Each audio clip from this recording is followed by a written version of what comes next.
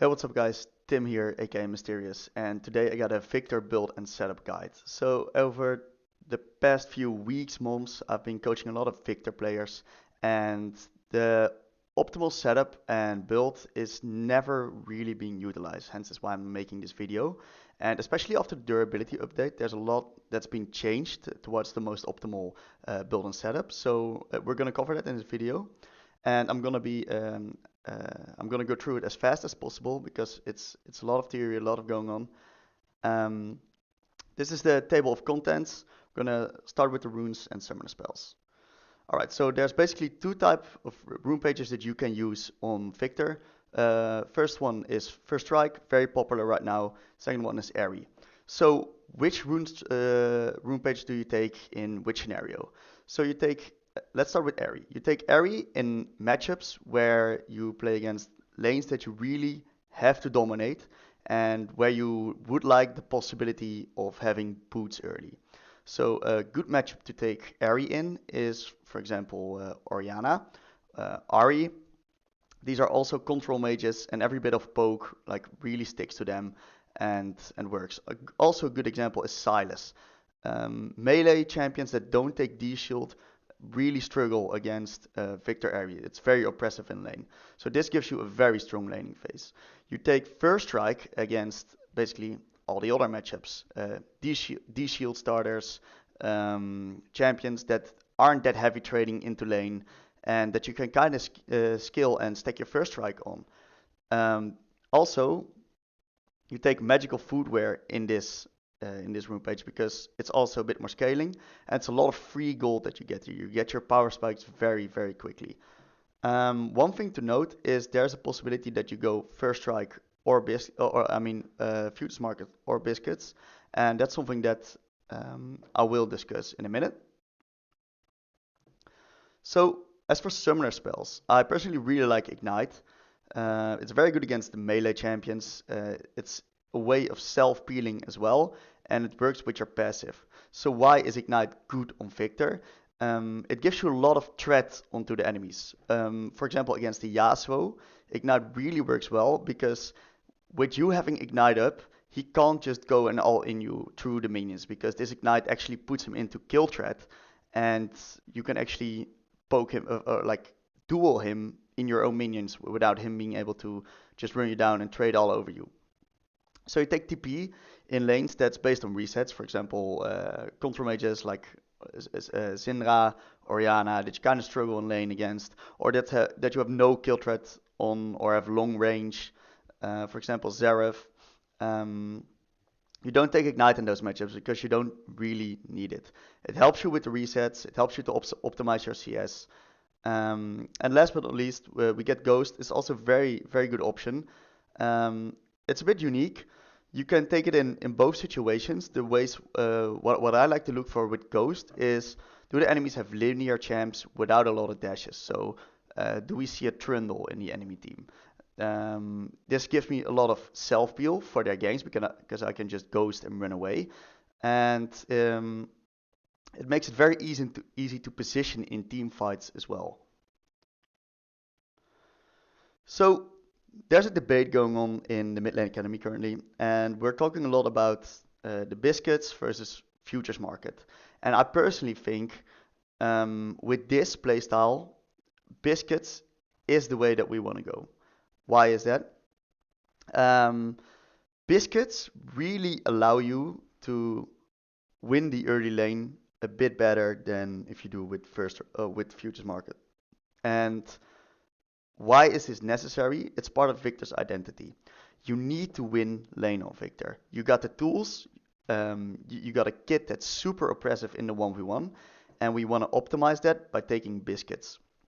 If we take futures market, we kind of sacrifice a part of our early lane, and we cannot dominate our early lane as hard as we should, and this really helps us moving forward into the game. Also, Biscuits give 50 additional mana every time we use it, and the mana really stacks up when you start side laning or in a team fighting. It's like 1.5 spell cast, but let alone it also skills with mana flow band, because the mana flow band regens based upon missing mana. All right. So there's a lot of mythic, like every mythic is a possibility on Victor. Victor's very flexible. So we gotta make a decision in which mythic do we want. Let's start with Everfrost. Everfrost is very good.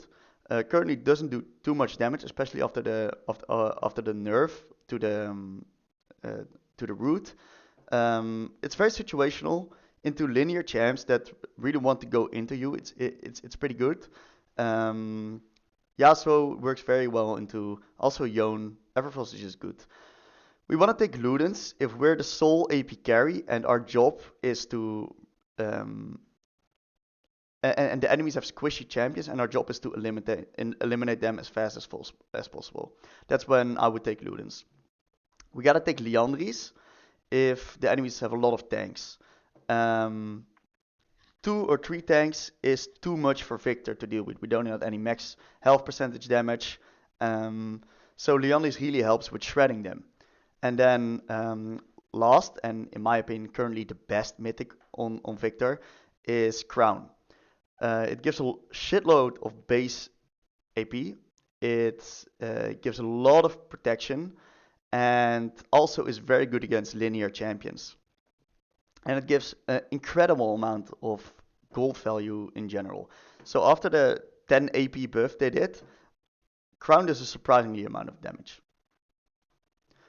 So in my opinion, there's two meta builds at the moment that really work well based upon the identity that Victor has in the game.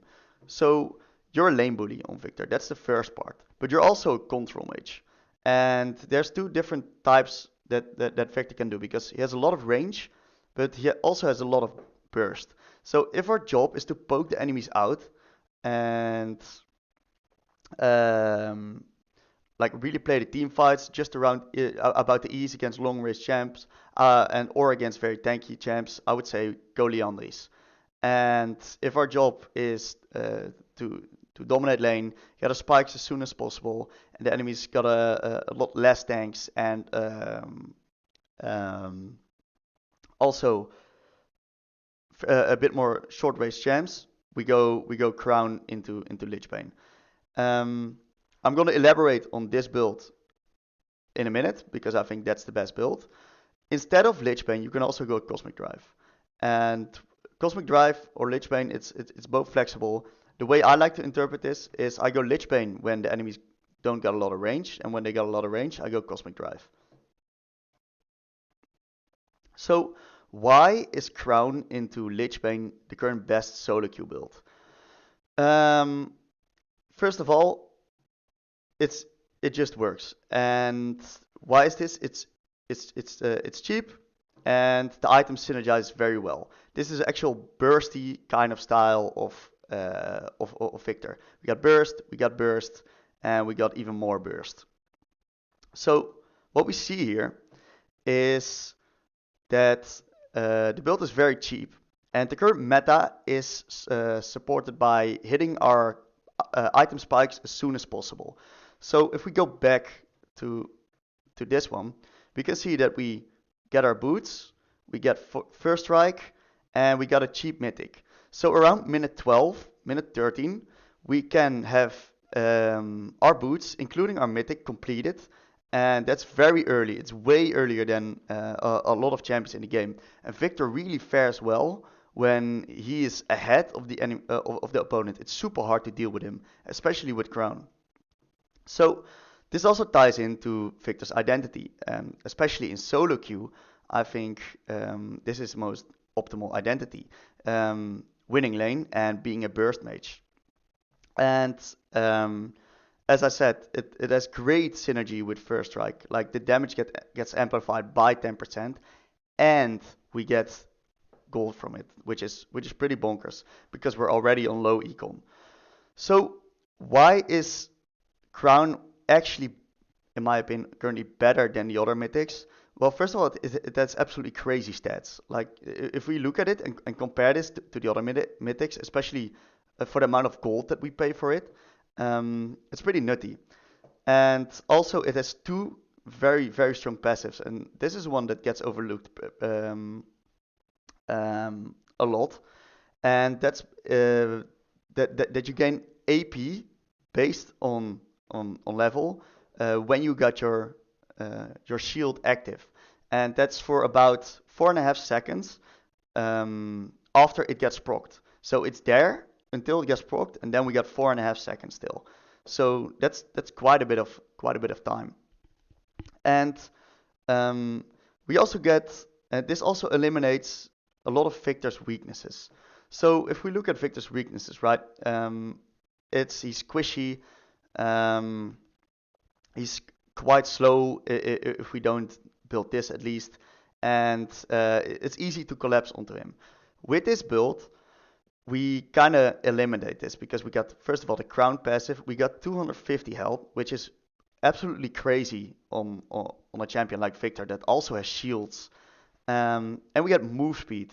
And if we look at the amount of move speed that we get, and also the way that this scales with our Q, it's pretty crazy what we can do with this.